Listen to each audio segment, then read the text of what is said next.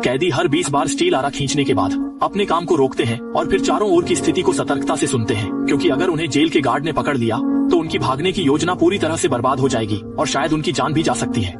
लेकिन यह ग्रिल तो धातु की बनी हुई है, इसे तुरंत काटना संभव नहीं है, इसलिए उन्हें अपने साथी के साथ लगातार बारी बारी से काम करना पड़ता है। दोनों की संयुक्त मेहनत से आधे घंटे बाद लोहे की ग्रिल आखिरकार काट दी जाती है और फिर वे जल्दी से खिड़की से कूदकर एक तहखाने जैसे स्थान पर पहुंच जाते हैं। मैंने एक रास्ता खोजने की कोशिश की ताकि बाहर निकल सकूं, लेकिन एक चक्कर लगाने के बाद भी कुछ नहीं मिला। सभी निकास दरवाजे बिना किसी अपवाद के लोहे के दरवाजों से बंद थे। कोई उपाय नहीं था, इसलिए आदमी को लोहे की ग्रिल को फिर से स्थापित करना पड़ा। तभी उसने कुछ फेंची की हुई खिड़कियां देखी और उसने सोचा कि लोहे की छड़ को काटकर एक चाबी बनाई जा सकती है। लेकिन जैसे ही उसने 2 बार आरा चलाया, ऊपर से जेल के गार्डों के कदमों की आवाज आई और दोनों जल्दी से छिप गए। असल में 2 जेल के गार्ड ड्यूटी रूम से चुपके से नीचे आकर सिगरेट पी रहे थे और दोनों ने गार्डों की खोज को चतुराई से पार करने के लिए एक दूसरे के ऊपर चढ़ने का तरीका अपनाया। उन्हें लगा कि वे एक चक्कर लगाने के बाद तुरंत चले जाएंगे, लेकिन वे फिर से लौट आए। कैदियों ने देखा कि गार्ड चले गए हैं, तो उन्होंने उसी तरीके से सावधानी से वापस लौटने का फैसला किया और गार्डों ने भी कुछ असामान्य नहीं देखा। दोनों के जाने के बाद कैदी ने कोई देरी नहीं की, अपनी जेब से आरा निकाला और पहले अधूरे काम में फिर से जुट गया। आधे घंटे की मेहनत के बाद लोहे का टुकड़ा आखिरकार उसके बीच से काट दिया गया। फिर उसने लोहे के टुकड़े को मोड़कर सावधानी से लोहे के दरवाजे के सामने आया और फिर बनाई गई चाबी को अंदर डाल दिया। कैदी के कुशल घुमाने पर दरवाजे का ताला सचमुच खुल गया। इसके बाद दोनों ने पहले से तैयार किया हुआ केरोसिन लैंप निकाला, उसे जलाया और नाले में प्रवेश कर गए। हालांकि आगे कई अज्ञात परिस्थितियां हैं, लेकिन आजादी के लिए उन्हें ऐसा करना ही होगा।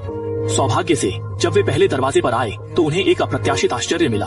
यहाँ के सभी दरवाजों के ताले सार्वभौमिक हैं। मास्टर चाबी की मदद से कैदी एक निर्बाध यात्रा करता है और जल्द ही अपने अंतिम गंतव्य तक पहुँच जाता है। हालांकि सीवर की ओर जाने वाला लोहे का दरवाजा स्प्रिंग लॉक से सुसज्जित था और मास्टर कुंजी तुरंत बेकार हो गई। लेकिन कैदी ने इससे हार नहीं मानी, बल्कि उसकी शांति के चलते उसने एक समाधान खोज लिया। उसने लोहे के दरवाजे को जोर से उठाया, फिर चाबी को खांचे में फंसाया और फिर आरा निकालकर दरवाजे के धुर्रे को लगातार काटने लगा। जल्दी ही उसने ऊपर के धुर्रे को काट दिया और नीचे का धुर्रा भी उसी तरीके से। उसकी तेजी से काटने के चलते दूसरा धुर्रा भी कट गया। ये सब करने के बाद कैदी ने खांचे में फंसी चाबी को हटा दिया।